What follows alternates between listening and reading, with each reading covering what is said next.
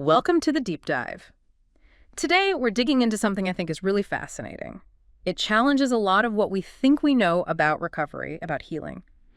We're looking at intelligent recovery, drawing from Terence Hughes' new book, Invisible Injuries. Specifically, there's this chapter, The Art of Intelligent Recovery, Body as Jazz Ensemble. Yeah. Our mission, really, is to pull out the most surprising, the most useful nuggets here. Because this isn't just about resting when you're hurt. It's a totally different way of thinking about your body's own smarts. So what's the big idea here? What's the fundamental shift we're talking about? Well, the core idea, the real reframe, is moving away from seeing the body as just a machine that breaks. Hughes uses this fantastic metaphor. Your body's like a sophisticated jazz ensemble, and that immediately changes things, right? Instead of just passively waiting, you start thinking about actively engaging your, let's call it organizational intelligence. And maybe the most surprising thing we'll get into is that pain, well, pain isn't always what we assume it is. Okay, this jazz ensemble metaphor, I like it. But how does that actually apply? Like, what does that mean for recovery? Think about it like this. In a jazz band, if the drummer, say, needs a break, the music doesn't just stop. Right, someone else picks it up. The trumpet, the bass. Exactly. The trumpet might carry the melody, the sax steps in. The point is, the music keeps going. Hughes argues our bodies are similar. We have multiple energy systems, different ways of moving, various pathways for adaptation. So even if one system is compromised, you can often strategically engage the others. You can still, make music. And this leads straight into probably the most counterintuitive part. Pain. The traditional view often misses this, but pain is frequently your nervous system being, overprotective. It's not always a direct signal of tissue damage. What's really fascinating is the research. It consistently shows there's no necessary one-to-one link between how much pain you feel and how much damage there actually is. Wait, really? So you can have loads of pain but no real injury? Or the other way around? Absolutely. Think about stepping on a Lego. Excruciating pain, right? A 10 out of 10. Easily. Yeah, definitely. Is there significant tissue damage? Probably not. Your brain sends that massive pain signal based on the perceived threat, not the actual damage. Or consider the emergency override. You sprain your ankle running from, a bear, you probably won't feel much pain until you're safe. Survival first, pain later. Makes sense. And then there's the classic mystery bruise. You find a big bruise, no idea how it got there. That's tissue damage, clearly. But you felt no pain when it happened. Huh. So the implication for recovery is huge. Yeah. Instead of just stopping everything the moment you feel pain, intelligent recovery is about learning to read the signals. Is this actual tissue threat?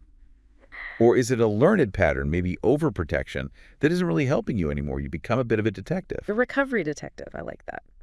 So if pain isn't just about damage, how does that change how we actually move or approach recovery, especially when one part of us is, out of action? Is there this energy orchestra we can use? There absolutely is. Hughes breaks it down into 3 main energy systems, and they each have different recovery needs. First, you've got the sprint system. Think explosive stuff, like up to 10 seconds. A quick burst. It recovers pretty fast with just rest between efforts. You can even maintain it with things like brief, intense isometric holds, like pushing against a wall or even just climbing stairs quickly. Okay. Then there's the power system. This is for more intense activity, maybe 10 seconds up to a couple of minutes. Think cycling hard uphill or lifting something heavy for a bit longer. This one needs more recovery time. And it benefits most from active recovery stuff that helps clear out metabolic byproducts. And finally, the endurance system. This is for activities lasting, anywhere from 2 minutes to hours. Walking, easy swimming, light chores. It's your most sustainable system, and you enhance it with gentle, sustained activity. Now, the recovery breakthrough, the real key, is realizing that when one system needs a break, you can often intelligently engage the others. Research backs this up. Active recovery often gets you back to homeostasis, that internal balance, faster than just sitting around doing nothing. Faster than passive rest. Often, yes. The benefits are pretty clear. Better circulation, helps clear out metabolic waste, balances the nervous system, and honestly, there are psychological benefits too, feeling like you're still doing something. That's huge. So what this really means is our bodies might actually heal faster if we work with them, using these other systems instead of just shutting everything down. Which brings us back to pain being organizational intelligence. Exactly. Pain isn't just noise. It's the brain interpreting potential or actual danger, not always actual. That's key for understanding something called the fear avoidance model. If you interpret pain as really threatening, you You start catastrophizing, right? This is terrible. It'll never get better. That leads to fear. Yeah, I could see that. And that fear makes you avoid movement. You withdraw, maybe get depressed. It can become a downward spiral. The fear of pain can actually end up being more disabling than whatever the original issue was. This happens partly because of neuroplasticity. Your brain literally rewires itself based on that fear and avoidance. But neuroplasticity works both ways, doesn't it? Can't we use movement to retrain the brain? Absolutely. That's the good news. Movement can be medicine. Gradually, carefully built up exercise can actually train your brain away from pain. It counters the fear avoidance cycle. It teaches the nervous system gradually that movement isn't necessarily dangerous. So yes, pain can be learned, but it can also be unlearned. Techniques like graded motor imagery, basically visualizing movement or just visualization, and graded exposure therapy, where you slowly reintroduce feared movements. They all leverage this. It sounds like our mindset, even the words we use, could play a big role. A massive role. Hughes emphasizes this, and the research supports it. How we talk about pain and injury seriously affects recovery. Think about words that increase fear: tear, ripped, damaged, degenerated, bone on bone. Oof, yeah, those sound bad. Wear and tear, fragile, never, permanent. Exactly. They sound final, threatening. Compare that to words that promote healing and confidence: sprain, irritation, sensitivity, or phrases like healing, protective, adaptive. Your body is trying to help, temporary, recoverable. Right. Your tissues are stronger than you think. Your nervous system is being extra cautious. These words frame the experience very differently for the brain. It changes the perceived threat level. The power of language. Wow. Okay, so we've got these big ideas: pain as communication, different energy systems, the brain's role. How does Hughes make this practical? What are these domains he talks about? Right. He lays out 5 practical domains. The first is the pain intelligence domain. The idea is listen to the message, not just the volume. Pain is communication about perceived threat, so you learn to differentiate. Is it protective pain, sharp, immediate, like touching a hot stove, a clear warning?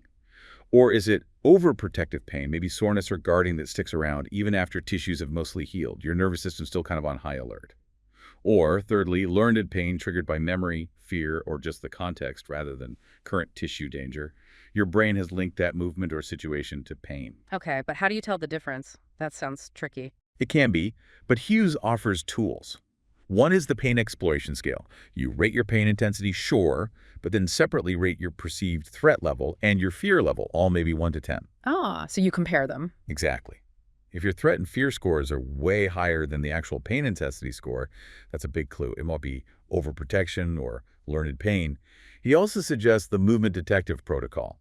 Find the edge of where movement feels okay. Explore gently around that edge and really monitor your nervous system. Does the movement make things feel calmer or more agitated?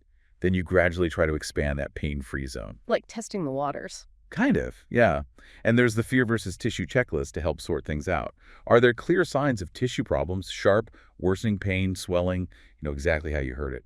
Or is the pain more vague, variable, maybe the fear feels bigger than the actual discomfort, and gentle movement sometimes makes it feel better? That points more towards nervous system overprotection.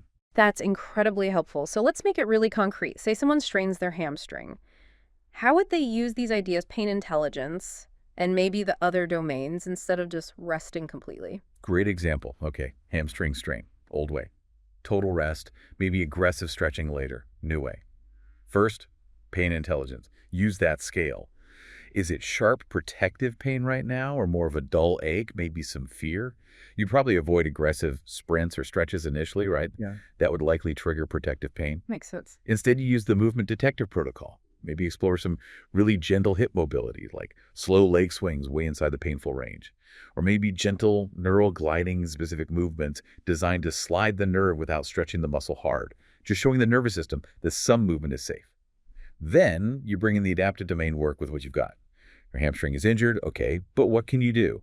Hughes talks about cross-transfer effects. Training your uninjured leg or your upper body can actually help maintain some strength and function in the injured hamstring through neurological connections. It's fascinating. So working the other leg helps the injured one. To some degree, yes. The brain pathways are interconnected, so you might do some upper body work, maybe some single leg exercises on the good side. And you can use the 10-minute rule with organizational feedback. Try 10 minutes of something gentle you can do, maybe arm cycling or an easy walk if possible. How do you feel afterwards? Energy better, mood improved, Heart rate responding normally? If yes, maybe continue a bit longer. If no, or you feel worse, then okay, shift to passive rest for now. It's about listening to your body's feedback. Not just following a rigid plan. Exactly. And don't forget the rhythmic domain. Your breath is always available. Even with a sore hamstring, you can do that 4-4-4-4 breath protocol. Inhale 4, hold 4, exhale 4, pause 4. Just a few rounds. It takes about 90 seconds to consciously activate your parasympathetic nervous system, the rest and digest system. That helps calm down an overactive pain alarm. Okay, what are the other domains? Number 4 is the variability domain. Shift energy states. Think of it like having different gears. Instead of just slamming on the brakes when something hurts, learn to downshift intelligently. Isometrics are great here, contracting a muscle without changing its length. They build strength in that specific position but cause less overall fatigue. Useful during recovery. So if you have high energy, maybe do some active recovery or work on skills. Moderate energy, maybe isometrics. Gentle cardio. Low energy, focus on restorative stuff, breathing, sleep. This is also where the constraint creativity principle fits. When your usual tools aren't available, your body often finds clever workarounds. Like a shoulder injury might force you to discover really good core stabilization.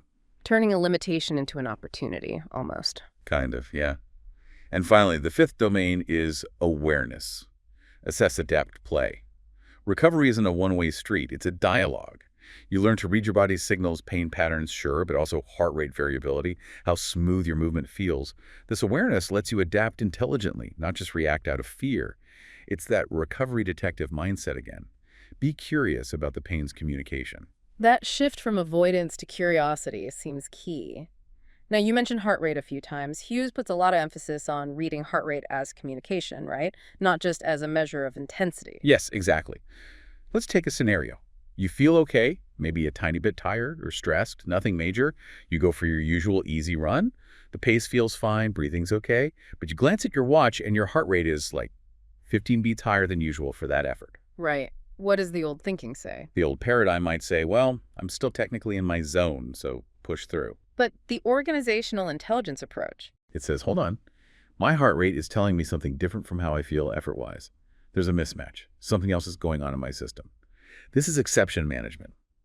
Noticing when the usual patterns don't hold. Your heart rate isn't just a number. It's real-time feedback from your whole biological organization. Those standard max heart rate formulas, they miss a lot. Max HR is just a ceiling. What's more telling for organizational intelligence is heart rate variability, HRV, those tiny beat-to-beat fluctuations that show nervous system balance. Also, how quickly your heart rate recovers after effort, how well it correlates with your perceived effort and when it doesn't, and your resting heart rate trends. It's about recognizing patterns and noticing deviations. Okay, so this is where it gets really practical. Hughes gives a protocol for when you notice these exceptions. He does. First, simply notice the exception. Heart rate higher than expected for the effort. Resting HR significantly elevated. Slower recovery between intervals. Weird spikes during warm-up. Just notice it. Okay, step 1, notice. Step 2, investigate cross-departmental communication. Ask, what else might be going on? Is my immune system fighting something off even before I feel sick? Am I under more stress than I realize? Am I not fully recovered from yesterday? Did I sleep poorly? Eat differently? It's looking at the whole system. Connecting the dots. Step 3, adapt organizationally. Don't just blindly push or stop. Maybe shift domains instead of the run. Do some gentle mobility or isometrics. Maybe change the intensity, slow way down and see if the HR normalizes. Or shorten the duration. Or cross-train, maybe swim instead of run today. Monitor how the exception responds to the change. Makes sense. And the last step. Step 4, learn from the pattern. Afterwards, reflect. What was my body trying to tell me? How did the rest of the day go? Did I get sick later? Was I just stressed? What can I learn for next time I see this pattern? It's powerful because often your cardiovascular system picks up on immune stress or recovery needs before you consciously feel it. That unexpectedly high heart rate might mean energy is being diverted to fight something off or manage stress. Your body is communicating its priorities. Wow. Okay, let's bring this all together. How can people apply this in really common situations? Everyday life challenges. Good idea. And first, it helps to remember. Hughes talks about the body's natural recovery rhythm having phases: waste removal, inflammation repair, and adaptation. Knowing this helps you work with it. Okay, scenario 1, the exhausted parent. Barely any time, feeling drained. Instead of doing nothing, they could check their resting HR while the coffee brews, if it's high. Maybe 3 minutes of 4-4-4-4 breathing. Small, manageable things. Exactly.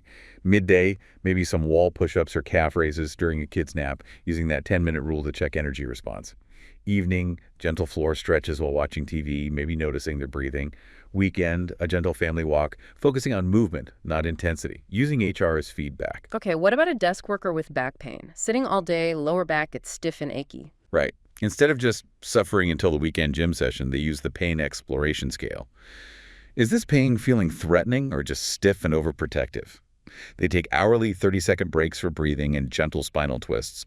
Using the movement detecting protocol, does the movement ease it or flare it up? So, active investigation. Yes. A 10-minute walk at lunch, focusing on posture. Evening, maybe 15 minutes of floor mobility, exploring pain-free ranges, analyzing the pattern. And someone with more chronic back pain, maybe with that fear of re-injury. Big one. Here, the fear versus tissue checklist is crucial, differentiating real danger from learned fear. Using that fear override question, if I knew this was safe, would I still avoid it? Ah, confronting the fear directly. Gently, yes. Gradual exposure, starting with movements that feel super safe. Using breathing techniques to keep the nervous system calm during movement exploration. What about an athlete, maybe post-surgery, say a knee? They're cleared physically, but still scared. Yeah, that's common.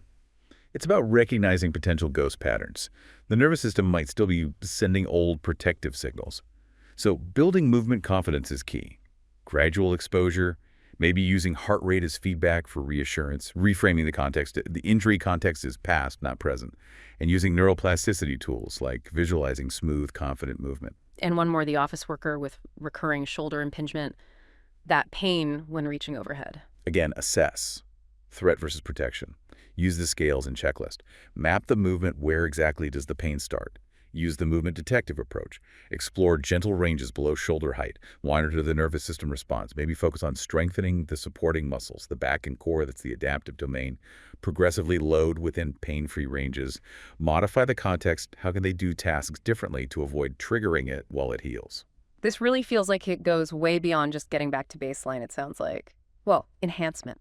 It really is. Hughes makes that point strongly. These forced slowdowns, if approached intelligently, can actually improve your movement quality because you have to pay more attention.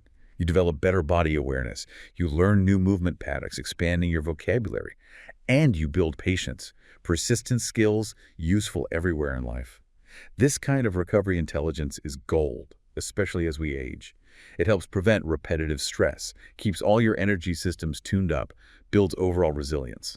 So wrapping it up, the core message isn't just rest is best. It's recovery isn't the absence of activity, but the intelligent application of it. Precisely. Your body is this incredibly sophisticated organization.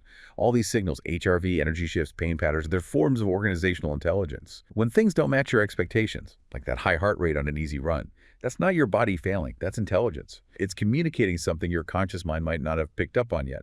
It's asking you to listen and collaborate. A really profound shift in perspective, moving from treating the body like a machine we need to fix to seeing it as this complex, intelligent organization we need to work with. So maybe the final thought to leave you with is this. Don't just try to avoid pain. Try having a conversation with it. Understand its message. Don't just blindly follow a protocol for an injury. Learn to read your own body's unique organizational intelligence about what's a real threat versus what's just overprotection. Your body doesn't just heal passively. It develops enhanced intelligence when you learn to interpret and respond thoughtfully to its signals. That really is the art of intelligent recovery. Listening to your body's jazz ensemble, a fantastic way to think about it. Thanks for joining us on this deep dive. We hope you take these ideas and start listening a bit more closely to your own unique biological organization.